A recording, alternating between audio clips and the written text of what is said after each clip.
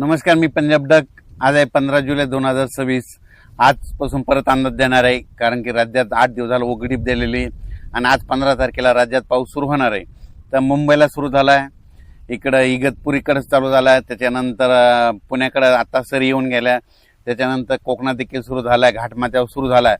पण राज्यात मात्र दुपारनंतर 3:30च्या नंतर म्हणजे राज्यात 3:30च्या नंतर सगळ्यात म्हणजे वंचित जिल्हा राहिलेला सोलापूर जिल्हा, त्या तिकडे पाऊसच पडलेला नाही काही भागामध्ये अद्यापही.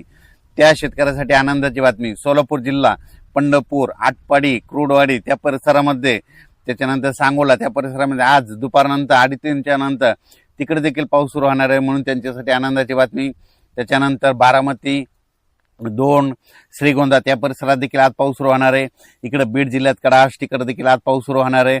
त्याच्यानंतर बीड अहिल्यानगरकडे देखील पाऊस आज दुपारच्या नंतर सुरुवात होणार आहे, पण रात्रीच्या नंतर वाढत जाईल. त्याच्यानंतर इकडं संगमनेर, अकोले, संगमनेरला चालू झाला आहे, अकोलेकडे आता थोड्या तिकडे देखील सुरुवात होईल.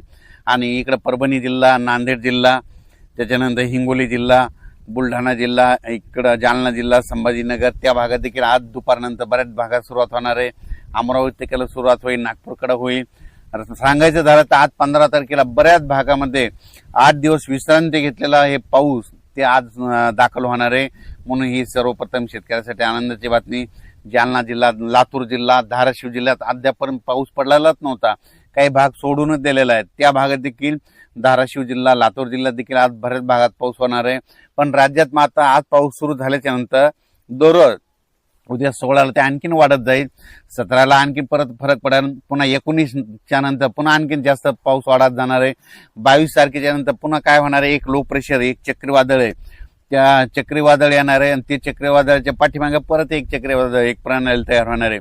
मग हे गेल्याच्या नंतर हे काय होणार आहे, पूर्व विदर्भातून पश्चिमी विदर्भाकडे जाणार आहे, पश्चिमी विदर्भाकडून इकडे जळगाव जिल्ह्यातून उत्तर महाराष्ट्र का म्हणजे वर्धा, नागपूर, भंडारा, गोंदिया, चंद्रपूर, यवतमाळ, वाशिम, हिंगोली, अकोला, अमरावती, बुलढाणा, जळगाव ह्या पट्ट्यातून जात असताना तिकडं विदर्भामध्ये मग 20च्या नंतर चांगला जोराचा पाऊस पडेल. पण तिकडं जर जास्त पाऊस पडत असल्यामुळे मराठवाड्यामध्ये परभणी, जालना, संभाजीनगर या भागामध्ये रिमझिम पाऊस सुरू होईल, बऱ्याच भागामध्ये रिमझिम पाऊस पडणार आहे, म्हणून हा अंदाज लक्षात यायचा. सांगायचं झालं तर म्हणजे आज 15 जुलैपासून ते 5 ऑगस्ट पर्यंत आता दररोजच वेगवेगळ्या भागात पाऊस पडणार आहे, वेगवेगळा भाग धरणार आहे, सगळीकडे एकदाच जाणार नाही, दररोज वेगवेगळा पडणार आहे.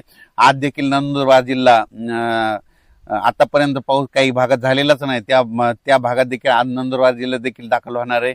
धुळे जिल्हा, जळगाव जिल्हा, नाशिक जिल्हा, येवला तालुका, अंदूर, सूल, वैजापूर, गंगापूर, सिल्लोड त्या परिसरात देखील आज बऱ्याच भागांमध्ये पावसाची हजेरी राहणार आहे, म्हणून हा अंदाज सर्व शेतकऱ्यांनी लक्षात घ्यायचा.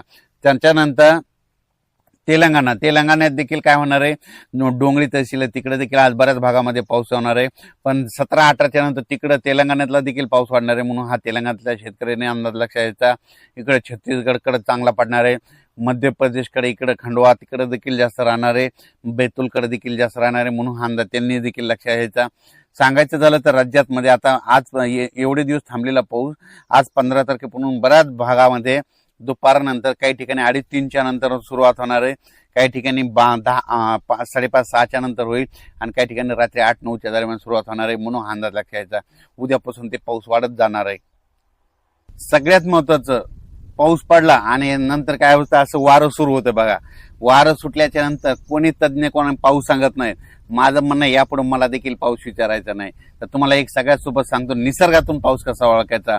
पावसाळ्यामध्ये असं जोरात सारखं वारं चालू राहिलं आणि हे असं तांबडं आभाळ झालं की समजायचं 72 घंट्यात त्या ठिकाणी पाऊस येणार आहे.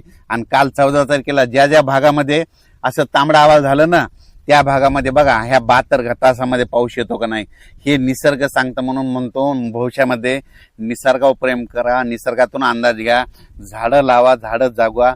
भविष्यामध्ये हे तापमान कमी करायचं असेल तर झाडं लावावं लागतील, म्हणून म्हणतो भविष्यामध्ये अंदाज घ्यायचा असताना निसर्गावर प्रेम करा, निसर्गाची सेवा करा, झाडं लावा, झाडे जागवा.